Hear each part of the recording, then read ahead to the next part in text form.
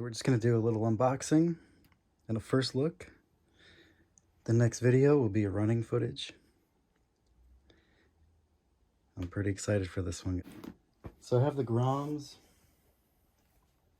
I have a Typhon and a Mojave Grom. The Mojave is brushless. I put a Fury Tech system in it. But I'm really excited for this one. I have both the X Max and the regular Max. And now we got the full collection. Here we have the little charger. Little USB charger.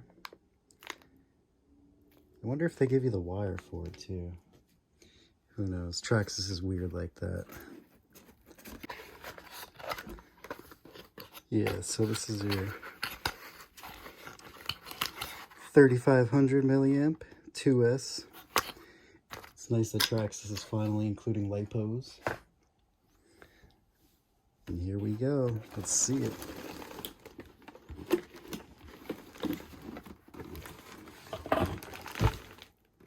So you've got your little packet. Sorry for the glare. Shock retainer clips, preload clips, see a little 4-way wrench in there, basic Allen keys. And that looks like about it. Maybe some stickers. No stickers, just a booklet and a warranty card.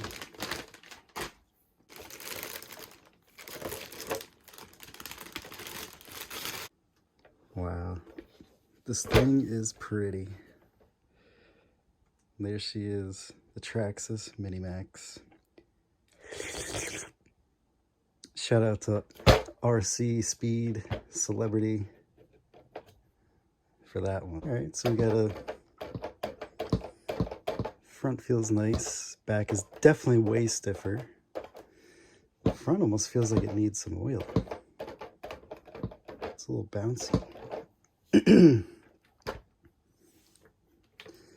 Oh wow, these tires are harder than I was expecting. Oh, but the rear ones are a lot softer. They must be different. They've got to be different.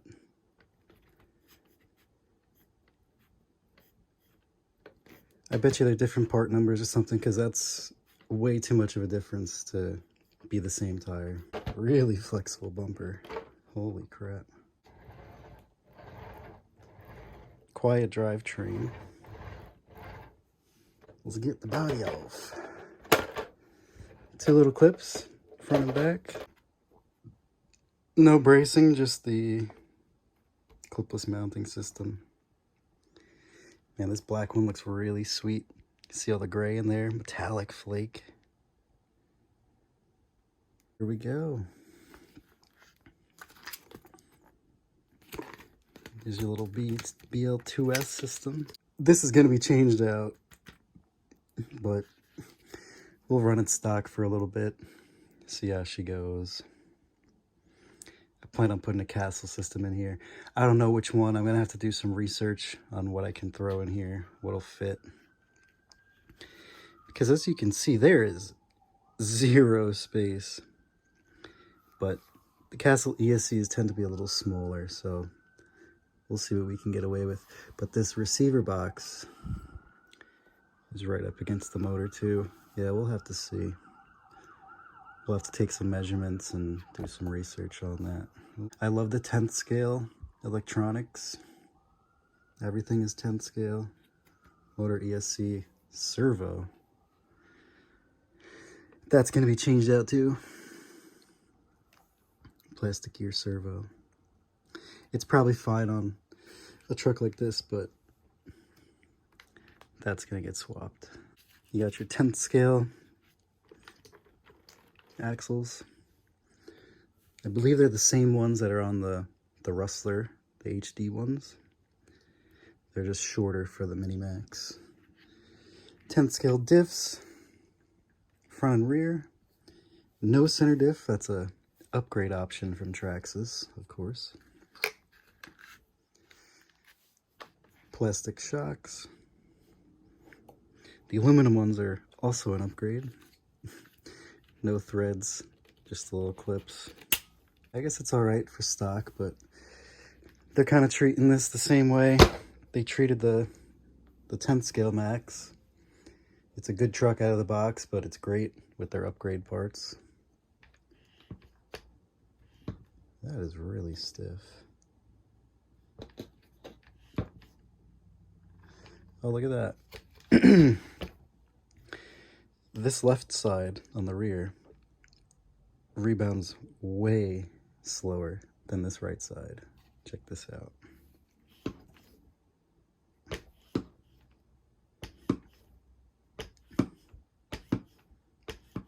Huh. It was just doing it. I'm not going crazy. Maybe the video picked it up, but it's not doing it now. Maybe it was a little stuck.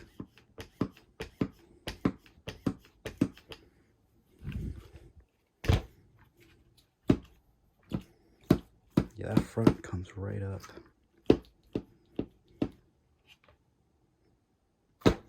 The rear's rebounding way better than it was before. That's very strange.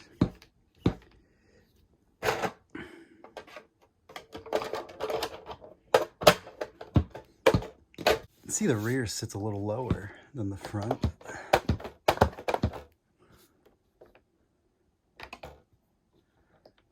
Let's put some little clips in there, see what we can do about that. This thing is really sweet. I'm excited to run it. I'm excited to get this thing charged up, run it tomorrow. Been waiting a long time for this one. Even if you don't like Traxxas, you have to admit their clipless bodies are the best. They're on and off, super simple. Everyone mentions the XRT being the best one. You know, and this is just like the XRT. It's got the 2 clips in the front, the 2 clips in the back. In my opinion, the Sledge has the best clipless body system. It's just the 2 in the rear, and then it slides forward. On and off, super intuitive, 1 step.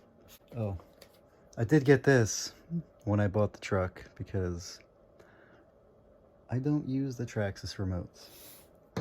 Especially the regular TQs, because they're pretty bad. They do the job, but they're no bueno. Not for me. So I just thought this was worth mentioning.